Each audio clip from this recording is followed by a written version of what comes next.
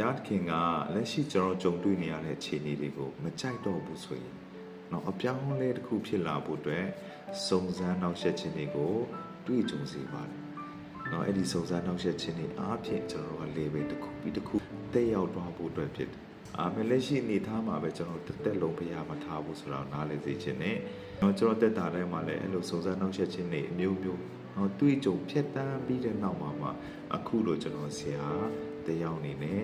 ရက်တီလာနိုင်တာပဲဖြစ်ပါတယ်။နော်တချို့ကတော့မေးကြတယ်။ဟာမင်းဘယ်လိုလုပ်ပြီးဆရာတယောက်ဖြစ်လာတာလဲဆိုတာမျိုးနော်ပညာယူမယ်တွေပါတယ်ပြောကြပါလေ။ဆိုတော့ကျွန်တော်ဒါကိုတေချာပြန်စဉ်းစားတော့နော်ဖះကပဲထိုးချီနေဒီကိုတွေးကြုံစေတယ်။ပြီးတော့ဖះကိုကျွန်တော်မျိုးလင်းအားကိုးတဲ့အခါမှာဖះကပဲထိုးချီနေတဲ့ထက်ကနေလွတ်မြောက်စေတယ်။ပြီးတော့ဖះကပဲဒီလိုချီနေရအောင်ပြန်လဲပူဆောင်ပေးတဲ့လမ်းပြပြင်ဆင်ပေးတာပဲဖြစ်ပါတယ်။ဆိုတော့ဒီအတွက်ကျွန်တော်လုံးဝတန်တရားမရှိဘူး။နော်အရင်မြင့်အားလုံးဒီလိုဖြစ်လာတဲ့အရာအားလုံးကဘုရားစီကလာတယ်ဆိုတာကိုကျွန်တော်သိချပါ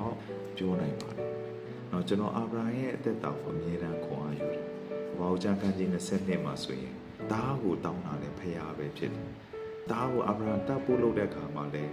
မတတ်ဖို့တားတာလည်းဘုရားပဲဖြစ်တယ်။ပြီးတော့တားနေရာမှာရစ်ပူဇော်ဖို့သူ့ကိုပြင်ဆင်ပေးတာလည်းဘုရားပဲဖြစ်တယ်ဆိုတာကိုနားလည်ရတယ်။နော်ဒါကြောင့်မောရိယတောင်ပေါ်မှာအာဗြဟံကဘုရားကိုနော်ပြင်ဆင်ပြီးတော့ဘုရားယေဟောဝါဂျာရဖြစ်တယ်ဆိုပြီးတော့အမိနာမကိုသမုတ်ခဲ့တာဖြစ်တယ်။အာမင်။အဲ့ဒီနောက်ပိုင်းမှာအာဗြဟံကနေအာဗြဟံပဲမဟုတ်ဘဲနဲ့ယုံကြည်ခြင်းဖခင်ဆိုတဲ့အမိနာမကိုရရှိသွားတယ်။နော် next level တကူကိုဘုရားကသူ့မြင့်တင်ပေးခဲ့တာဖြစ်တယ်။သူတို့စုံစမ်းနှောက်ယှက်ခြင်းတွေအားဖြင့်ဖြစ်ပါတယ်။ဆိုတော့ကျွန်တော်တို့က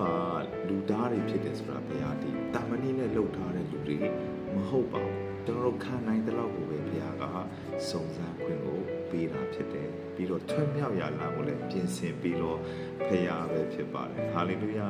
ဒါကြောင့်တင်းရဲ့တက်တာထဲမှာမျိုးမျိုးထူးထူးပြပြတော့စုံစမ်းနှောက်ယှက်ခြင်းတွေတွေ့ကြုံတဲ့အခါမှာတင်စိတ်တမချပါနဲ့